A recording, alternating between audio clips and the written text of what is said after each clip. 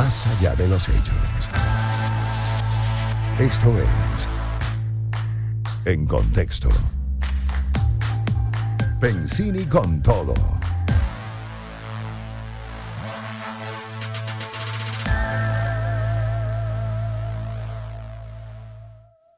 Cinco y 44 minutos y ya estamos en contexto con nuestro invitado de siempre, presidente de Data Análisis, Luis Vicente León. Bienvenido, Luis Vicente, ¿cómo estás? Muy bien, encantado de hablar contigo, Pedro. Igualmente, mira, vas a presentar, creo que en el IESA, si no corrígeme, todo lo que ves perspectivas para este año, para empezar por ahí, por favor, y gracias por estar con nosotros. No, gracias a ti, mira. El evento en el IESA es el evento anual de Data Análisis que se llama Tendencias del Consumidor Venezolano. No es en esta oportunidad la proyección del país, es primero una radiografía de los consumidores en términos de ingresos, estratos socioeconómicos, cómo se han comportado a lo largo del año, cuál es su conducta de consumo, dónde están consumiendo y cuál es la estructura de ese consumo, cómo dedican el presupuesto, la dedicación de su presupuesto a los elementos que ellos privilegian o que consideran fundamentales. Luego vemos un poco todo lo que tiene que ver con su relación con las variables críticas de demanda, precios, marcas, lugares de compra, cómo es esa relación, además, cruzada en función de las características de ese consumidor en términos socioeconómicos, es decir, la estratificación psicográfico, que también, es decir, cómo es la forma de pensamiento, la parte etaria, es decir, cómo son las nuevas generaciones frente al consumo, y todo lo que tiene que ver también con los cruces plásticos de las empresas regionales, sectoriales, y también por género, mujeres y hombres. Entonces, la idea es tener primero como una fotografía de todo ese consumidor y cómo se le acerca uno a él, incluyendo también dónde se entera, dónde ve publicidad, qué es lo que prefiere hacer, su comportamiento psicográfico, que quiere decir las cosas que él está buscando, que busca cuando compra un producto, satisfacción, busca utilidad, busca premiarse, etcétera. Y luego hay una segunda parte de ese estudio que es más un estudio estratégico. En esa segunda parte que presenta Carlos Jiménez, la primera la presento yo, pero en la segunda parte con Carlos Jiménez vamos a ver un poco las estrategias que hay que seguir para hacer la aproximación a esos consumidores, a esos nuevos consumidores venezolanos en la Venezuela 2024 y bueno, por supuesto 2025. Es decir, estrategias adecuadas, cómo llegar a él, qué mueve el consumo, qué cosas realmente deben estar haciendo hoy las empresas para complacer la demanda de ese consumidor. Pero bueno, ese es como el paquete completo de la presentación Tendencia del Consumidor Venezolano, que es el 30 de mayo en el IESA. Muy bien. Mira, Luis Vicente, en este fin de semana, Día de la Madre, hubo un aumento del consumo, lo reportan los restaurantes con mucha afluencia de consumidores y clientes, pero muchos se quejan de que últimamente ha estado muy floja la cosa y no solamente eso se ve en los restaurantes, sino en el comercio en general. ¿Maneja algún tipo de data sobre cómo va el consumo, por favor?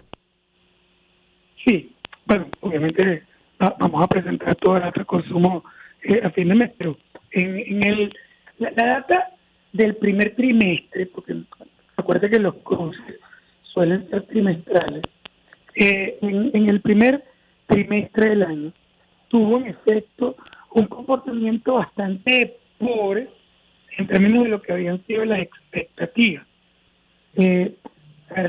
No es que cayó, en realidad tuvimos un aumento de un 1% de 1 y 2% en el consumo en el primer trimestre del año, pero recuérdate que los porcentajes de crecimiento se calculan contra el mismo periodo del año anterior. O sea que es 1 o 2% de crecimiento contra el primer trimestre del año 2023. Y si te recuerdas, el primer trimestre del año 2023 fue bastante malo.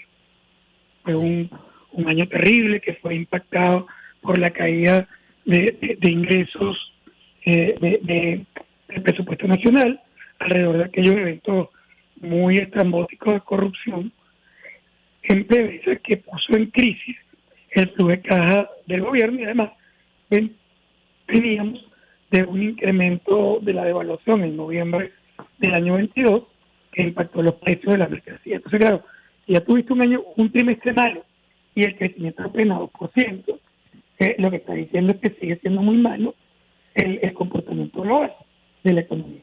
O sea, un crecimiento muy pobre sobre una base muy chiquita. ¿Por qué? Bueno, aquí es importante indicar que una de las razones fundamentales es que no hubo un incremento significativo del gasto público en términos reales, aumentó, pero no hubo un incremento significativo, porque creo que de alguna manera el mercado está como a la espera de lo que va a ocurrir en materia electoral. O sea, todo el mundo está como esperando. Las grandes compras, las compras que representan gastos relevantes, se están postergando. La gente dice, bueno, vamos a ver qué pasa el 28 de julio. Entonces va como arrastrando de alguna manera la arruga. Pero además, parece evidente que el ingreso de los consumidores sigue muy afectado. No hubo incremento significativo del año pasado. Y bueno, el primer trimestre no había ocurrido, ni siquiera hubo un incremento, pero fue muy pequeño, que también vuelve a ser pequeño el 1 de mayo. Recordemos que hay un incremento, bueno, es 30% en dólares sobre un subconjunto de los trabajadores, que son los trabajadores que tienen salario mínimo. Que sobre el resto de los consumidores, los ingresos se mantienen todavía muy moderados. Yo creo que son nuestras expectativas, que el ingreso debe empezar a crecer en campaña. El tema es, dirías tú, bueno, cuando empieza la campaña, ¿no? Porque tenemos una elección ahorita el 28 de julio, y la verdad es que tú no sientes la campaña, excepto por algunos eventos que ocurren en el interior del país, alrededor de la presidencia de, bueno, María Corina Machado en algunos estados, que tú ves mítines o manifestaciones, algunas de ellas muy importantes, etcétera. Pero en realidad, eso es lo único que está pasando. No hay ambiente electoral en todo el país. No tienen movilizaciones electorales y, paradójicamente, la única persona que está tirando no es candidato. Uh-huh. Los dos candidatos principales, que son Edmundo González Urrutia y Nicolás Maduro, no están haciendo a campaña, ninguno de los dos. Sí. Ahora, fíjate que hay cambios en la postura de algunas de las campañas, porque el candidato de la plataforma unitaria, Edmundo González, que dijo que él no iba a salir a hacer campaña, ya anunció que sí iba a hacer campaña. Tú sabes que cuando uno está de ahí de candidato o tiene algún tipo de que acercarte al poder, mira, la gente se entusiasma, se llena de carisma y parece que es el caso con Edmundo González. ¿Tú crees que esto, aparte de la campaña de María Corina, que ha sido exitosísima porque es como espontánea, ella misma lo autodefine como hasta una campaña espiritual? ¿Cómo ves tú esta situación, Luis Vicente? Mira, yo, por supuesto que el tema del poder es un tema complejo, ¿no? No es tan simple plantearte la idea de que puede haber alguien que puede ser electo o que puede ser el gran candidato y luego incluso podría ser electo. Yo no estoy diciendo que vaya a ocurrir porque los escenarios todavía están muy abiertos y muy confusos, pero por supuesto que al ir a una campaña y ser un candidato, digamos, con una votación relevante, siempre puede ganar una elección. Y si ese candidato gana la elección, en realidad pasa inmediatamente a un segundo plano. Mira, no es tan simple, ¿no? Hay muchos ejemplos en la historia donde actores que no eran los favoritos, ni los principales, ni los líderes de los partidos, terminan por carambola siendo candidatos y presidente y después ejercen.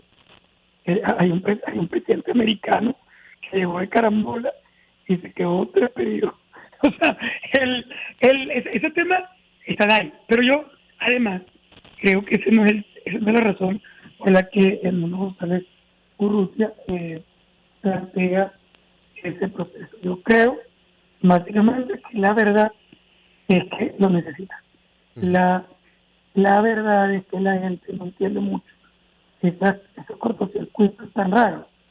Que algunas personas sí, y por supuesto están ahí, lo convierten en un actor importante, pero la diferencia entre Maduro y María Corina es muchísimo más amplia que la diferencia entre Maduro y el mundo. Y si tú no estás viendo al mundo, la gente en el interior no necesariamente entiende realmente qué es lo que está pasando. O sea, no necesitas ver al candidato. Y creo que esa es la razón real por la que el mundo tiene que ir a la campaña. Sí, mira, también está aglutinando a la gente porque Daniel Ceballos hoy y le planteó al resto de los aspirantes que quieren ir a la presidencia que suscriban lo que llama él un pacto de la esperanza, estableciendo varios puntos a respetar por quien resulte vencedor de la contienda del 28 de julio. ¿Qué opinas tú al respecto?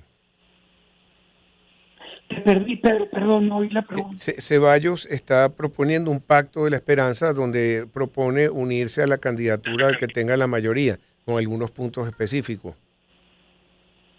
Bueno, yo creo que es muy importante entender que mientras más unida esté la oposición, sus probabilidades son mayores.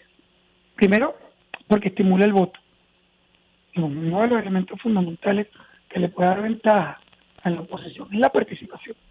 Una votación superior al 70% del padrón electoral es, digamos, una garantía de ventaja importante para la oposición en Venezuela. Uh-huh. Si tú lograras eso, tienes una ventaja importantísima en términos numéricos. Uh-huh. Bueno, por supuesto que la unidad, además, entrega todos los votos al mismo candidato. Pero no solo eso, porque esos candidatos, muchos no son muy grandes. No es tanto lo que entregan, sino la simbología de la unidad. Y la simbología de la unidad mueve la esperanza y por lo tanto el voto. Y creo que eso es muy positivo. Sí. Lo segundo es que también, por supuesto, yo te decía algunos candidatos que son muy chiquitos, pero hay otros que no. O sea, por ejemplo, no es chiquito. Dentro de esos es minoritario, pero no es chiquito Benjamín Rousseff. Uh-huh. No es chiquito Carri Caracas. Tienen una votación bueno, que puede ser significativa. Uh-huh. No es chiquito, chiquitos son, pero no quiero decir, cuando tú los sumas, oye, tú podrías tener fácilmente 1 millón de votos en los candidatos alternativos. Claro, si lo ves contra los 12 millones de votos que se espera en la elección, 1 millón es chiquitico. Sí, pero 1 millón no es chiquitico si se lo está quitando el candidato opositor. Porque ese candidato para ganar necesita 7 millones o 7 millones y medio de votos. Uh-huh. Mira, ya para cerrar, ¿manejas algunos números que se puedan mencionar o todavía estás en campo? No, nosotros tenemos muchos números, pero lamentablemente no son públicos, son los números privados. La encuesta nacional de análisis, que es la única que nosotros podemos publicar porque es propia, y si no es una encuesta privada, realmente va a salir a campo apenas la semana que viene. Muy bien. Bueno, estamos entonces en contacto, Luis Vicente, gracias. Hoy lanzaste un tuit como de 4,000 caracteres. Es un tuit. Mira, tú sabes que es un experimento en Twitter. Yo estoy usando en una red que está preparada para mensajes muy cortos, la estoy usando para publicar artículos. Uh-huh. Y la verdad, algunos dicen, pero eso no es para eso. Si tú miras los views de los artículos en mi red, tienen en promedio entre 200 y 500 mil views. Eso indica que la gente sí quiere leer análisis. Uh-huh. Eso no quiere decir que no quieran mensajes pequeños, también los quieren. Pero tú quieres entender cosas de una magnitud mayor. Por lo tanto, si tú, por ejemplo, los tuiteros que tenemos la posibilidad de hacerlo porque estamos certificados por alguna razón, en mi caso es una certificación dada por Twitter o por X de manera voluntaria, podemos usarlo y es un mecanismo de acercarse a esos seguidores. Está bien. Bueno, Luis Vicente, muchísimas gracias. Era Luis Vicente León, presidente de Data Análisis. Nosotros vamos a una pausa y regresamos con más para ustedes. ¿Cuándo disminuye realmente la fertilidad en las mujeres? Un nuevo estudio desmonta la teoría de los 35 años y su punto de inflexión. Durante décadas, esta edad ha sido vista como un momento